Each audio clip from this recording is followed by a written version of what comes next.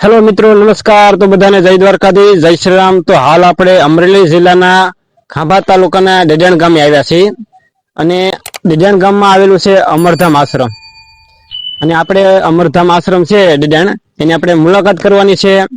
અંદરનું જે સ્થળ છે, અંદરનું જે મંદિર છે, અંદરની જે માહિતી આપણે મેળવવાની છે. તો ચલો મારી સાથે આવો.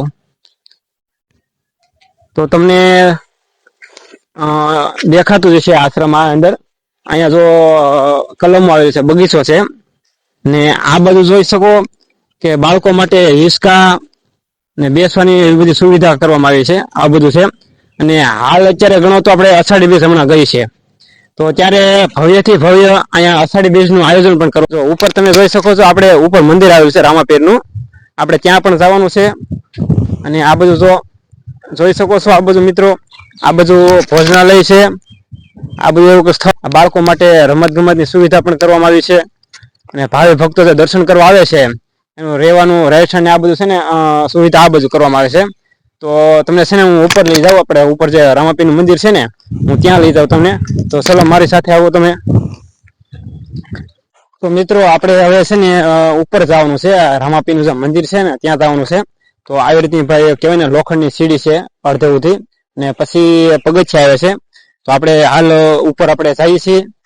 તો હું તમને રામાપીરના દર્શન કરાવીશ. ઉપરનું જે લોકેશન છે એ હું તમને બતાડીશ, ને વિડીયોમાં બનાવી રહેજો. તો ચલો મિત્રો, હવે આપણે ત્યાં જઈને મળીએ. તો આપણે ઉપર આવી ગયા છીએ અને રામાપીરના જે દર્શન કરી લઈ, તમને દર્શન કરાવું. ને આવી રીતનું ભાઈ મંદિર છે, તો જોઈ શકશો મિત્રો, આવી રીતનું કંઈક છે મંદિર.